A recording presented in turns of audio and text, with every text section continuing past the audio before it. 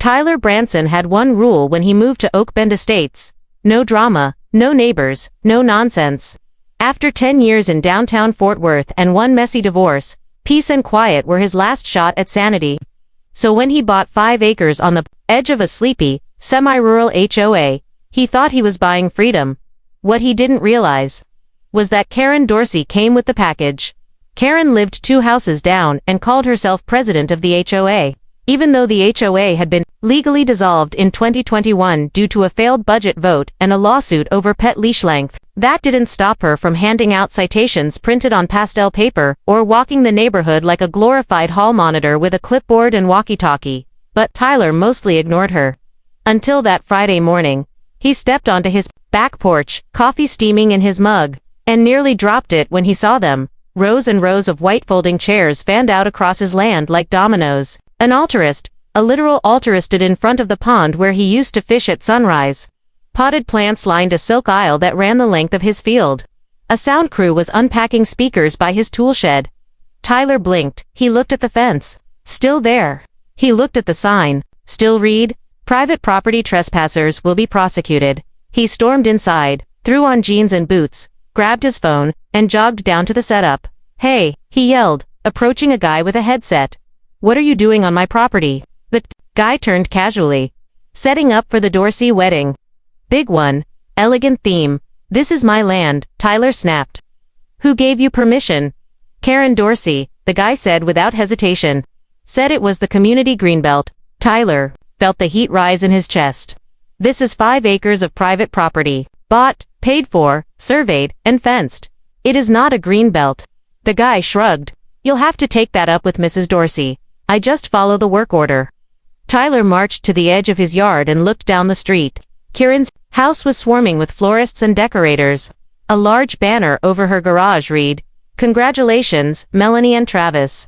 His phone buzzed 3 messages from Daniel, his neighbor and fishing buddy across the street. "Bro. Your yard's turning into a wedding venue. Did you rent it out or did Karen go nuts again? Want me to bring the drone?" Tyler replied with a one-word answer, "War."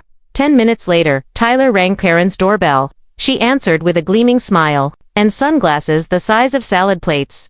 "Tyler," she cooed. "So glad you stopped by. Isn't the setup just stunning? That oak tree of yours is practically made for wedding photos." "My oak tree, Karen," he said, voice sharp. "You're setting up a wedding on my land. You never asked. You never told me. And it ends now." Karen waved a hand dismissively. "Oh, come now. No one uses that field. It's just been sitting there collecting weeds. I figured you'd be thrilled it's getting some attention." "Thrilled," Tyler repeated, deadpan. "You installed tents, speakers, electricity, dozens of chairs. On my land. Without consent." Karen stepped closer, lowering her voice as if she were the victim. "Tyler, my niece's special day is in 2 days. The guests are arriving tomorrow. The press is coming. Her fiancé in city council. Don't ruin this for everyone. The community will remember who helped and who didn't." Tyler stared at her. "You've got 24 hours to get off my land." She smirked. "Or what?" "You'll find out." He turned and walked away, his jaw tight, mind already spinning. Tyler wasn't the yelling type. He didn't do confrontation, but he did own a bulldozer, and he wasn't afraid to use it. By the time the second day rolled in, Tyler's peaceful 5-acre lot looked like it had been hijacked by Pinterest and a bulldozer of bad decisions. Karen Dorsey, HOA dictator in pearls and wedge heels, had taken things up 10 notches without ever touching a legal permit or making a single call to Tyler. There was now a massive white tent on his land, not next to it, not near it. On it, a full-blown reception tent complete with chandeliers, buffet tables, and a glossy dance floor sprawled across the heart of his backyard like it was installed by the royal family. Speakers were zipped to his fencing. String lights dangled from his trees. And worst of all, Karen had ordered portable toilets and parked them right next to his rose bushes. Tyler stared in disbelief from his porch. Jaw clenched so tight it felt like steel.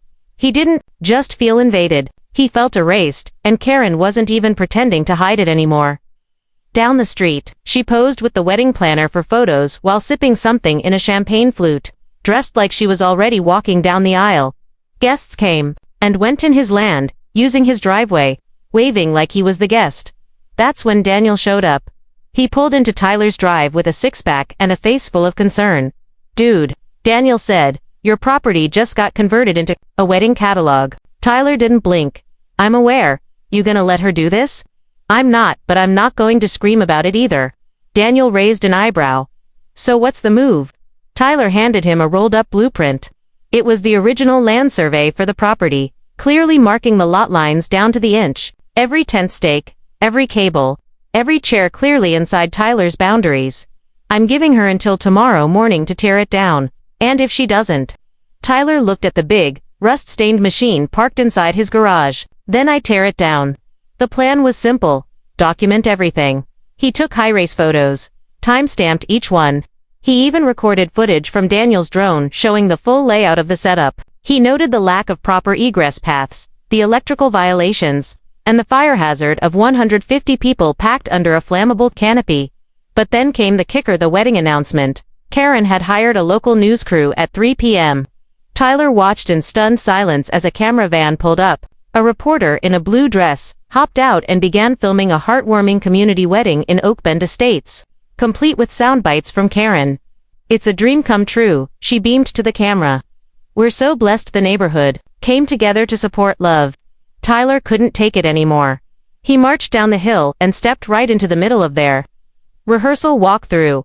A bridesmaid gasped. The DJ stopped playing Ed Sheeran. Karen's head snapped around like a hawk spotting prey. "Tyler," she said, as though speaking to a toddler, "can we help you?" "You need to pack it up." Karen laughed politely. "We've already been over this. The tents are rented, the guests are coming, and Melanie will be heartbroken if anything changes now. I've got photos, drone footage, and legal documents. What I don't have is your permission slip. This isn't happening."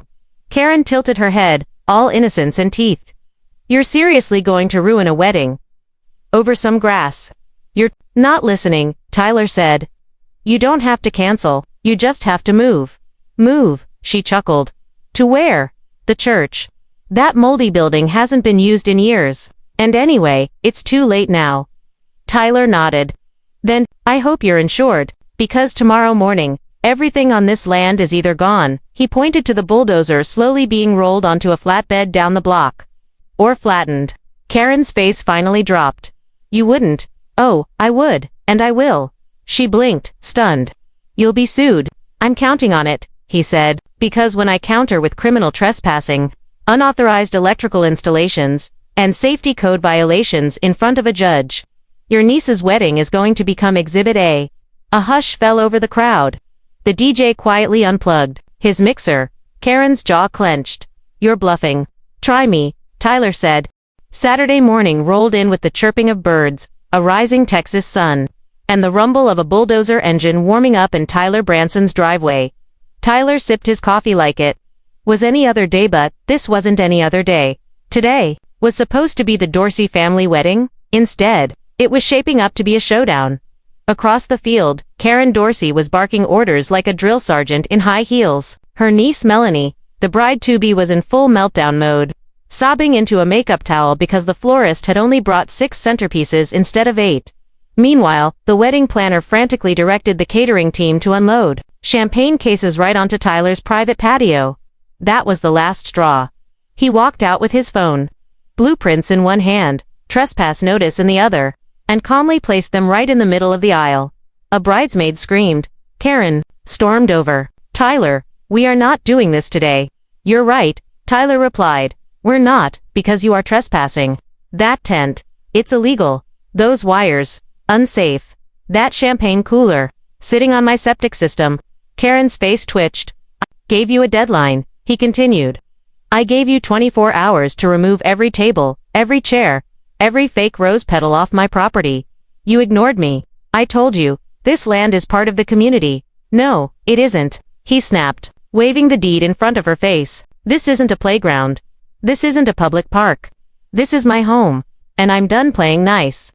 Karen took a deep breath, lowered her voice, and leaned in close. "Tyler, this is my niece's wedding. Don't be that guy." He raised an eyebrow. "The guy who defends his own property. I'll own that title." At 10:03 a.m., Franklin, Tyler's longtime friend and fellow contractor, climbed into the bulldozer, parked in Tyler's driveway. Guests watched from folding chairs, unsure if it was part of the event or a bizarre country-themed performance. But when Franklin revved the engine and steered it toward the dance floor, reality began to sink in. Karen shrieked, "No, stop. Somebody call the police." Tyler folded his arms. "Already did," she gasped. "You called the police on your own neighbors." "No," he said.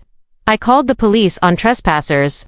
Franklin didn't aim for the tent yet. He steered slowly, intimidatingly, stopping just feet away from the buffet table where crab cakes were being carefully arranged. Then came the flashing lights. A county sheriff's SUV pulled into the cul-de-sac. 2 deputies stepped out, one tall and stone-faced, the other younger and carrying a clipboard. "Mr. Branson?" the tall one asked. "Right here," Tyler said, raising his hand. "Karen Dorsey's filed a report claiming you're threatening guests with heavy machinery." Tyler nodded calmly. "Would you like to see the deed to my property? The blueprints confirming boundary lines, and video evidence of unauthorized event setup?" The deputy blinked. Yeah. "Let's see all of that." As Tyler led the younger deputy toward his porch, Karen burst into crocodile tears. "She's lying," Daniel whispered to Franklin behind the bulldozer. "She told the sheriff the tent was hers." "Not for long," Franklin muttered. The other guests, now growing uncomfortable, began checking their phones and slowly backing away from the commotion. A few even started packing up their cars. 10 minutes later, the deputy returned with Tyler. "We're shutting it down," he said firmly. "Ma'am," he looked at Karen, "you and your guests need to vacate this property immediately. You have 30 minutes to pack it up before we start impounding rentals and towing vehicles." Karen's face flushed deep red. "This is insane. You're siding with him." "Ma'am," the deputy said, "he owns the land, and you're lucky he didn't press charges yet." Melanie screamed somewhere in the tent. The groom stood frozen near the altar like a statue carved from regret. The dream wedding had turned into a nightmare sideshow, and Tyler, he sat on his porch, arms crossed, watching Karen scramble like a hen in a thunderstorm. But this wasn't over yet, because as the guests scurried and tents started to deflate, Karen locked eyes with Tyler and hissed through her teeth, "You've made a powerful enemy." Tyler simply raised his mug. "See you in court." For most people, having a sheriff shut down your niece's wedding mid-rehearsal would be the end of the story, but for Karen Dorsey, it was just the beginning. The following Monday, Tyler Branson opened his mailbox to find a thick yellow envelope marked with red ink. Inside was a typed letter from a lawyer, or at least, someone pretending to be one. Him of willful destruction of community, goodwill, public humiliation of a family event, and intentional sabotage of a private ceremony. Tyler laughed out loud reading it. The so-called legal letter was riddled with grammatical errors, spelled his name wrong in 2 places, and, most importantly, had no legal standing whatsoever. But Karen didn't stop there. By noon, she'd posted all over the Oak Bend Estates Facebook group. "Local man ruins family wedding for attention. Spiteful neighbor uses construction equipment to terrorize a bride." And it didn't end online. Flyers went up around the neighborhood with a photo of Tyler's bulldozer and the caption, "Is this who you want living next to your children?" Tyler wasn't rattled. If anything, he was amused until Karen started knocking on doors, trying to collect signatures for a restraining order. That's when he knew it was time to escalate. He didn't want to play dirty. But Karen had launched a full-scale smear campaign. And the only way to end it was to let the truth go public, so Tyler went to war the modern way. He uploaded a video titled, "HOA Karen hijacked my property for a wedding. Here's the footage in it." He calmly narrated drone clips, zoomed in on the trespassing tents, showed the court-stamped deed to his property, and even included the moment Karen told the sheriff, "This is a community greenbelt," followed by the officer saying, "Ma'am, this is private property." The video went viral in less than 24 hours. Local Facebook groups lit up. People began commenting things like, "She really said she thought the fence was decorative. Tyler's my hero. I would have bulldozed the whole tent." HOA presidents, thinking they own the world, strikes again. By the end of the week, the video hit 1.2 million views. People across the country were stitching clips, reacting with popcorn in hand. Tyler had become a kind of folk hero, the man who stood up to wedding entitlement. But the best part, a real attorney reached out. Her name was Jenna Thomas, a sharp, no-nonsense property rights lawyer who had seen the video and offered to represent Tyler pro bono. "She's crossed lines," Jenna said over the phone. "Legally, financially, and if she doesn't back off, We'll sue for defamation, harassment, and unauthorized use of land. Tyler agreed, not because he wanted money but because he wanted Karen to know she couldn't just bulldoze lives like she bulldozed boundaries. That same day, Tyler hand-delivered a formal cease and desist letter to Karen's front door. She didn't answer, but she read it. He saw the blinds twitch. Hours later, Daniel sent him a photo.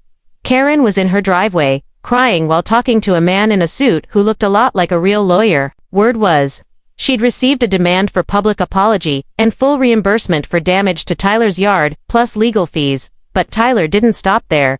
He submitted a formal complaint to the county about Karen's continued use of the HOA title, despite it being legally inactive. He also contacted the power company. Turns out, Karen had illegally hooked the wedding tent to a nearby power box, creating a fire hazard.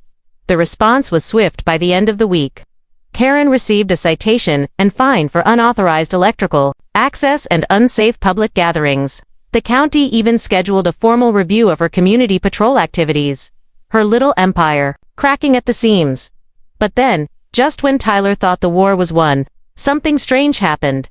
Late at night, Tyler came home to find his security cameras smashed, his garage door wide open, and his bulldozer's tires slashed. Whoever did it wasn't trying to send a message, they were trying to start a war. And Tyler already knew exactly who to suspect. Tyler Branson had never seen a grown woman sob over floral arrangements before the Dorsey wedding. But he'd also never had his garage broken into, security cameras smashed, and his bulldozer's tires carved open like a turkey. This wasn't some petty grudge anymore. This was war. And Tyler was done playing defense. The scene was a mess. Shredded tire rubber scattered across the concrete like black confetti. The trail of boot prints muddy, deliberately out of the garage, across his gravel path, and vanished at the street. No stolen tools. No graffiti. Just targeted destruction. The message was clear. Back off. But Tyler didn't scare easy. He'd grown up tough, the son of a Vietnam vet and a welder. And while he didn't love confrontation, he was excellent at payback. First, he filed a police report. This time, the county sent a detective instead of a deputy. Officer Lena Morales, a sharp-eyed, no-nonsense woman who took one look at the camera mounts and nodded. "Clean job," she said. "They knew where the cameras were, which means they've been on my property before." Tyler added, "Illegally. You think this is HOA related? I think this is Karen Dorsey related." Morales raised an eyebrow. "Got any proof?" "Not yet," Tyler said, "but give me 2 days." He meant it.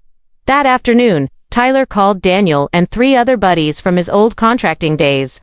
Together, they installed a new set of security cameras, this time, hidden, infrared, and streaming live to the cloud. He mounted some in the birdhouses, others behind solar lights. He even drilled a camera into a fake lawn gnome, but that wasn't the best part.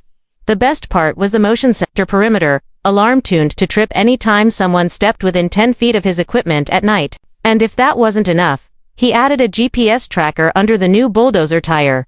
Yes, new because Franklin had already ordered replacements, and they were due to arrive in the morning. "Think she'd come back?" Franklin asked as they finished up. Tyler nodded. "She's too proud not to." He was right.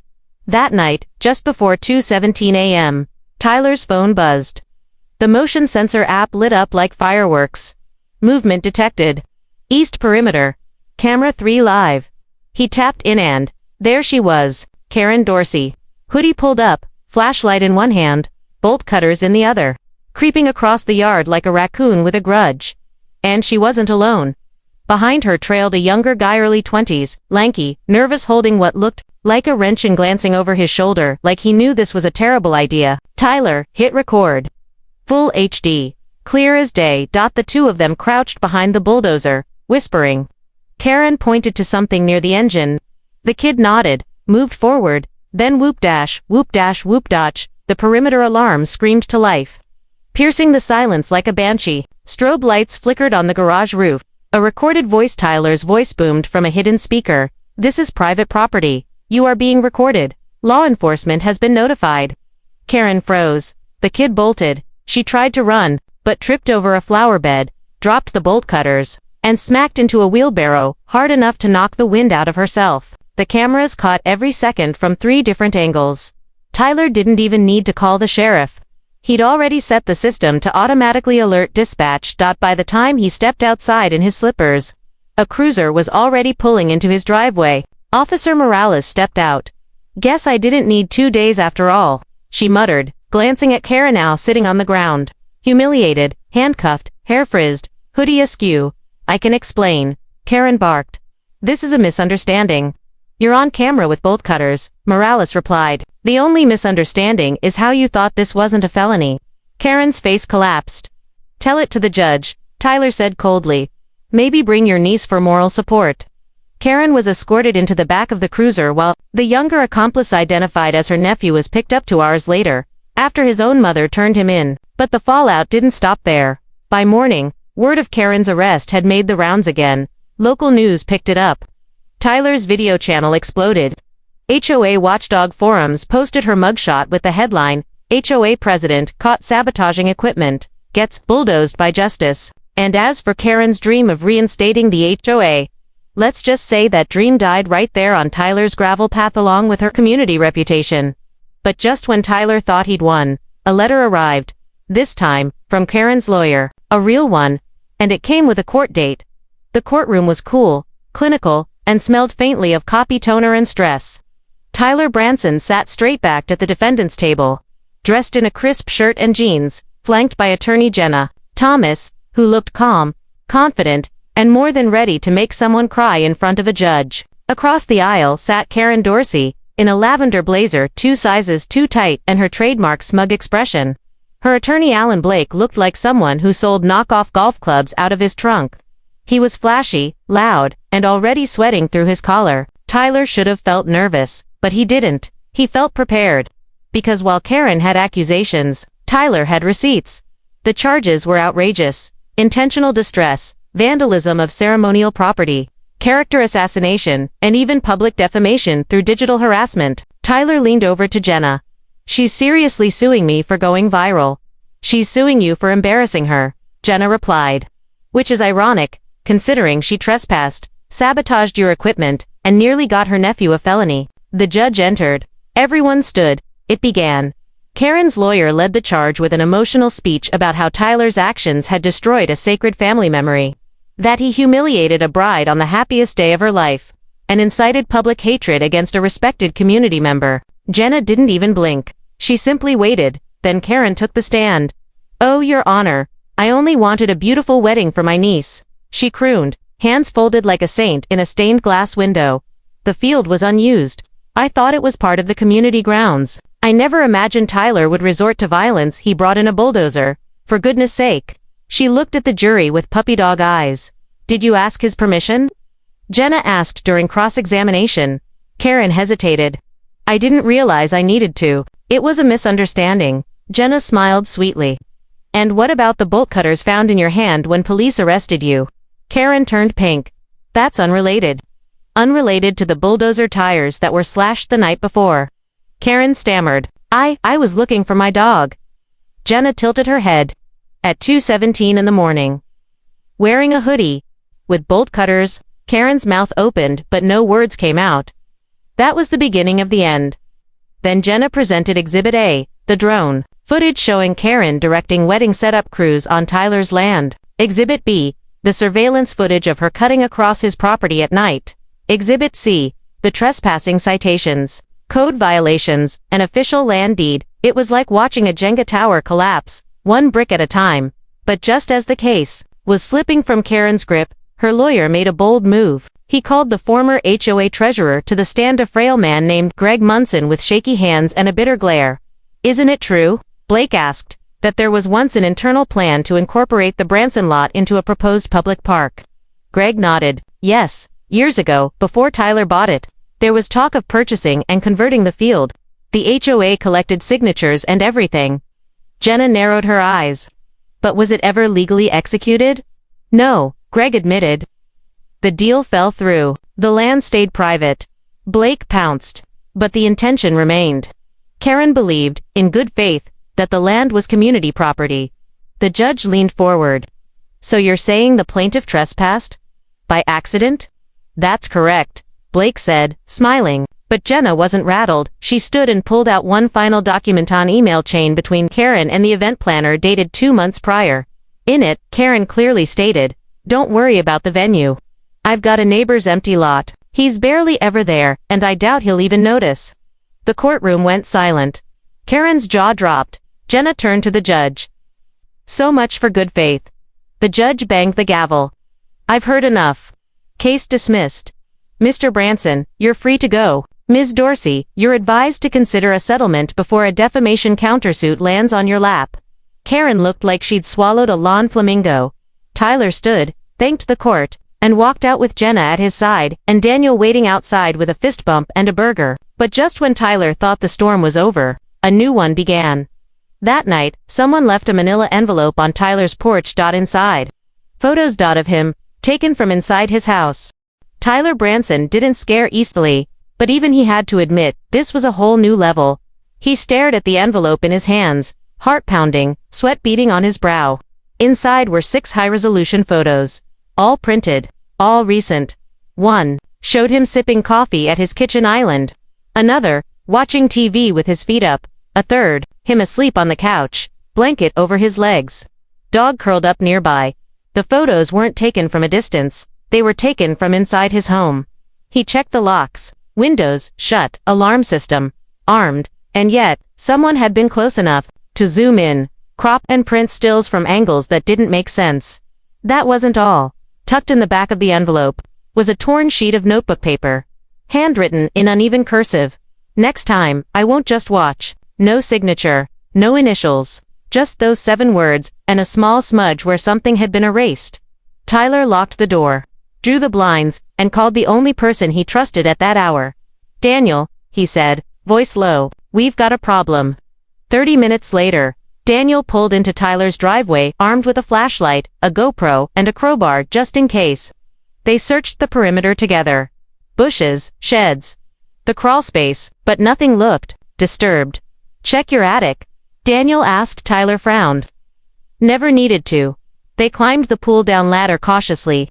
The attic was dusty and quiet, filled with a few storage bins, old Christmas decorations, and a faint mildew smell. Nothing obvious until Daniel spotted a thin black thread dangling from the far rafter. He tugged it gently, and something moved. Hidden in the insulation, wedged into a beam, was a small Wi-Fi-enabled camera, battery-powered, still warm to the touch. Someone planted surveillance, Daniel muttered. Up here, watching you. Tyler's stomach turned. He didn't just feel violated, he felt hunted. Back downstairs, Tyler called Officer Morales, who arrived with a tech expert and a grim face. You're being watched. Mr. Branson, she confirmed. That's not just creepy. That's criminal trespass and unlawful surveillance. You're lucky you caught it now. Can you trace it? We'll try, but if they used a burner Wi-Fi network, it might have just relayed the data to a parked car outside. Could be anyone. Tyler clenched his fists. I know who, Karen, or someone working for her. But this was no longer about weddings or court cases, this was a stalker. That night, Tyler installed 4 more hidden cameras inside and out. He added reinforced locks, motion lights, and a sensor alarm for every window. He even slept in shifts with Daniel nearby, both of them taking turns watching the live feeds. But Karen didn't show her face again. Instead, someone else did. At 3:41 a.m., Tyler's living room camera picked up movement on the back deck. A man in black, thin frame, baseball cap. He knelt near the edge of the porch, held up a small device, and aimed it at the window.